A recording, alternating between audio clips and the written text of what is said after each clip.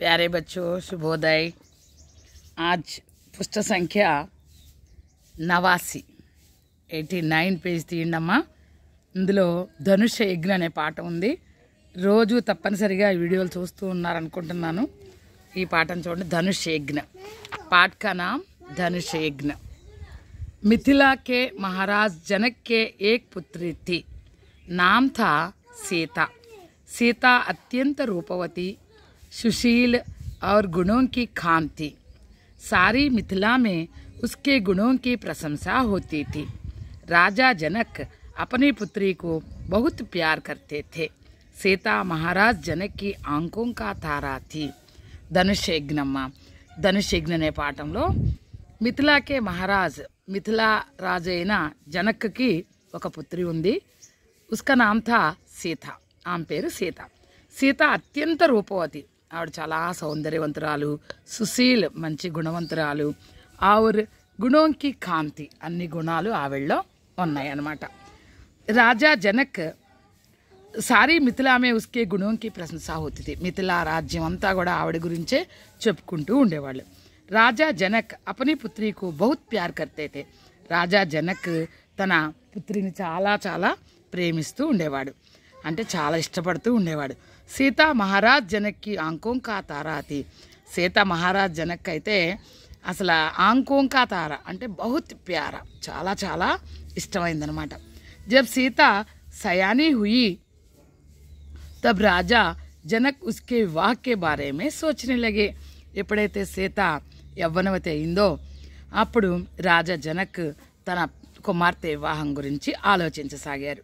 వే సీతా के लिए एक सुंदर और वीर वर चाहते थे। సీతకు ఒక అందమైన మంచి వీరుణ్ణి వరుడిగా తేవాలనుకున్నారు। రాజా के पास एक पुराना धनुष था। రాజుగారి దగ్గర ఒక పాత ధనుస్సు ఉందన్నమాట। ధనుష్ था। उन्होंने प्रतिज्ञा की कि जो राजकुमार उस धनुष पर डोरी चढ़ा देगा उसी के साथ सीता का विवाह होगा। ఆయన ప్రతిజ్ఞ చేశారు, ఏ రాజకుమారుడైతే ఆ ధనుష్ యొక్క ఆ విల్లుని ఎత్తుతాడో అతనితోనే సీత పెళ్లి జరిపిస్తాము అని। మహారాజ్ జనక్ की प्रतिज्ञा सुनकर बहुत से राजकुमार मिथिला आए। చాలామంది రాజకుమారులు మిథిలకు వచ్చారు।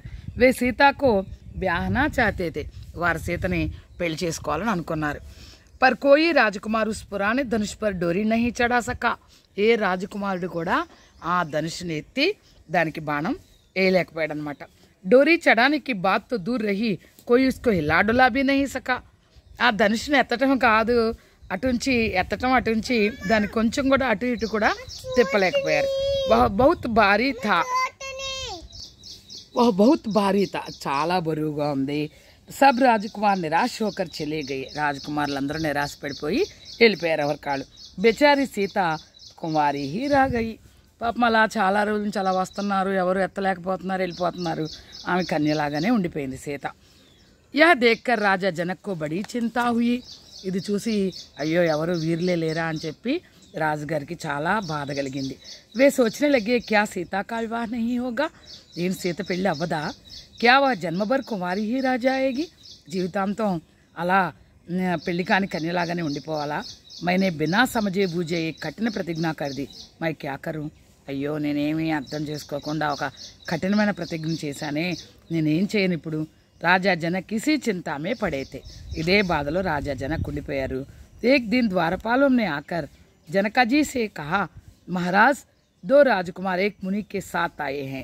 एक दिन द्वारपालों ने आकर जनक जी से कहा, ఒక రోజు ద్వారపాలు వచ్చి జనక మహారాజ్ దగ్గరికి వచ్చి, మహారాజా ఇద్దరు రాజకుమారులు ఒక మునితో పాటు వచ్చి ఉన్నారు। వే ద్వార్ పర్ ఖడే हैं और आपके दर्शन करना चाहते हैं, వారు గుమ్మం ముందు నిలబడి ఉన్నారు, మిమ్మల్ని దర్శించాలనుకుంటున్నారు। రాజా జనక్ బాహర్ ఆయే, రాజా జనక్ బయటకు వచ్చారు। విశ్వామిత్ర ముని को देखकर उन्हें प्रणाम किया, విశ్వామిత్ర మునిని చూసి ఆయనకి నమస్కరించారు।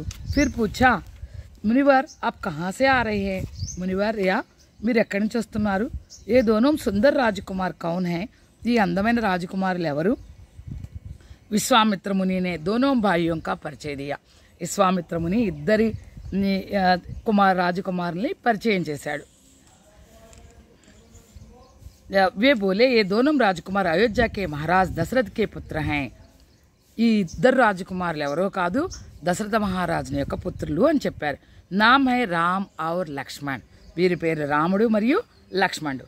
ఆప్కే ధనుష్ కా సమాచార్ పాకర్ ఉసే దేఖ్నే కే లియే యహాं ఆయే హై.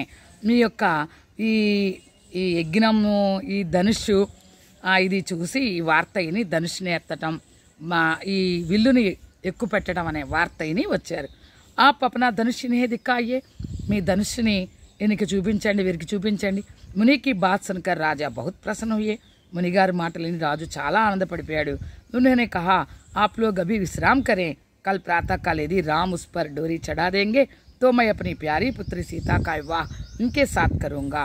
ఈ రోజుకు మీరు విశ్రాంతి తీసుకోండి.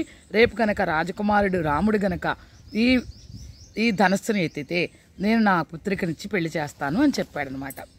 अच्छा बच्चों, अभी यह पाठ समाप्त हो गया. बाकी पाठ कल पढ़ेंगे. धन्यवाद.